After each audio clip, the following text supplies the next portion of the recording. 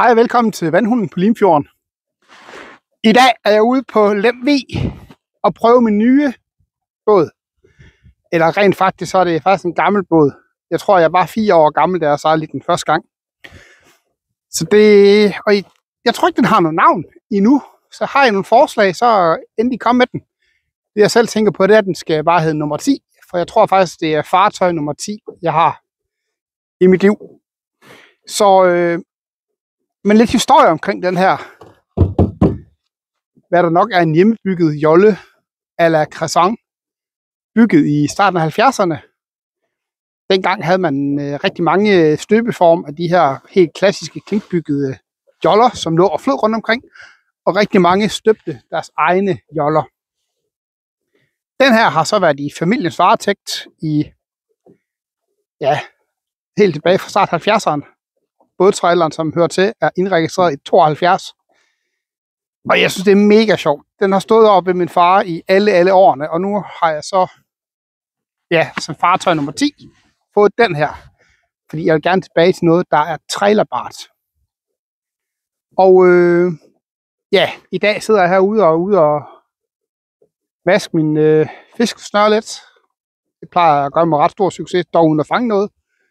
Men det der egentlig, dagens projekt var egentlig, jeg har købt en lille elmotor til den, som jeg vil se, om jeg kan nøjes med. Jeg har også en 6 hestes Mercury 4-takter, stort set spritny. Men jeg har købt en 55 punds Hashwing elmotor. Og det er fordi, sidste år var jeg en tur på Silkeborgsøen sammen med en kammerat. Og der havde vi en samme elmotor med, eller en man til. Først på en kano, som vi kendte med. Det var lidt en kold historie i april måned. Men så legede vi en jolle dernede, og vi fandt ud af, at det er faktisk mega fedt, bare at ligge og tøffe rundt. Hvis man ikke skal nå noget, den her fuld power på den her, så render den cirka 3,2 knop. Det er jo ikke nogen farlig fart. Men sådan en dag som i dag, hvis man ikke skal noget, hvis man ikke skal nå noget, og jeg ikke forudser dårligt vejr, jamen så er det bare helt perfekt. Batteriet derhjemme, som er batteriet, som derhjemme bliver ladet op af sådan et 100 ampere timers. Nej, nu røvler jeg. Batteriet er et 100 ampere timers lithium-ion batteri. Og det bliver ladet op af solenergi derhjemme, så det er ren. Det er grønt sejlads på den blå hylde, som så også godt nok er grønt her i Danmark inden skærs. Så dagens opgave, det var egentlig at se, hvor lang tid, hvad er min aktionsradius med et 100 ampere timers batteri. Og jeg har købt et batteri, hvor der er indbygget Bluetooth forbindelse til, så jeg kan faktisk se, hvor meget den bruger. Og jeg kan se, at den trækker omkring 40 ampere max gas. Og det er jo svar til godt 500 watt. Motoren er rated til 600 watt. Men den trækker omkring 500 watt. Og batteriet indeholder så teoretisk set 1280 watt-timer. Og det passer ret godt. Den der app, der siger, jeg har omkring 2,5 times drifttid. Og sætter jeg så farten ned, jamen så forlænges det jo bare eksponentielt stort set. Så nu har jeg sejlet herud. Jeg ligger sejlet ud for Lemvig Marina, som ligger lige herinde, og sejlet ud mod Gjellerodde, hvor jeg ligger ude nu. På vej ud til. Lige nu ligger jeg bare for anker, bare for at nyde det gode vejr. Og jeg har brugt 25% af batteriet nu. Og det er bare super fedt. Vil man gerne have større aktionsradius, kan man jo købe et større batteri. Men 2,5 time gange 3 knop. Hvad er det? Det er 7-8 sømils aktionsradius, og det er fint til en smuttur på fjorden. Så det var egentlig historien her fra i dag. Jeg vil bare lige vise jer min nye fartøj her, og kom endelig med nogle navneforslag til den.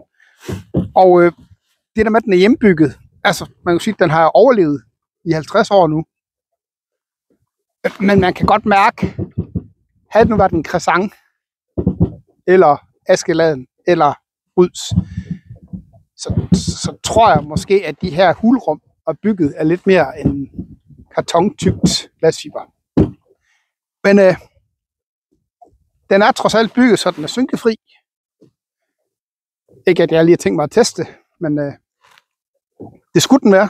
Der er i hvert fald der er hulrum foran, og der er hulrum i midten. Men det bliver aldrig en oceangående båd, som den jeg havde før, som var den der hed Paul, som var en gammel kølebåd, der bygget om. Den kunne jeg sejle ud i alt slags vejr. Den her, det er en godt værsbåd. Og jeg er også efterhånden blevet en godt værs sejler, så det er et perfekt match. Men jeg håber, at der kommer mange flere billeder og videoer for den her lille jolle her. Og min plan er, at i juni måned skal jeg en tur til Æbelø. Og her skal man følge med over.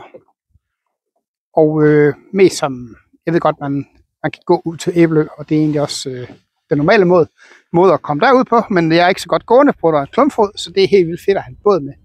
Og vi har været derovre rigtig mange gange, og vi har altid haft en eller anden form for fartøj med. Om det har været en gummibåd eller en jolle, og det er mega fedt til at have bagage med. Så der kommer der forhåbentlig også en tur fra Æbelø i juni måned. Og ellers så må I jo rigtig gerne følge med på min Prepper-kanal, som hedder Henrik-Prepper. Der er der en masse tips og tricks omkring hjemmeberedskab. Og ellers vil jeg bare abonnere og like og subscribe og tryk på den lille klokke, der er hernede, så I får nyeste opdateringer. Den kanal her har godt nok været meget død. Den har nærmest ikke været i live, kan man sige. Fordi det Prepper har taget over. Men jeg bliver nødt til at adskille det, der er dedikeret med vand. Det bliver lavet på den her vandhund på Limfjorden. Og alt, hvad der er hjemmeberedskab, bliver lavet på en anden kanal. Og alt det tredje, som bare er spas og fis, det bliver lavet på en helt tredje kanal. Så, men hold jer munter derude, og se nu at komme ud og nyde det gode vejr. Vi har jo 7.400 km kystlinje her i Danmark. Og det er bare i en stresset hverdag. Kom herud, læg for anker 2 timer med en fiskesnør i vandet. Ved du hvad, så er der rigtig meget medicin, der godt kan undværes. Så men hold jer munter og kom ud i det gode solskin, og have en god dag. Hej.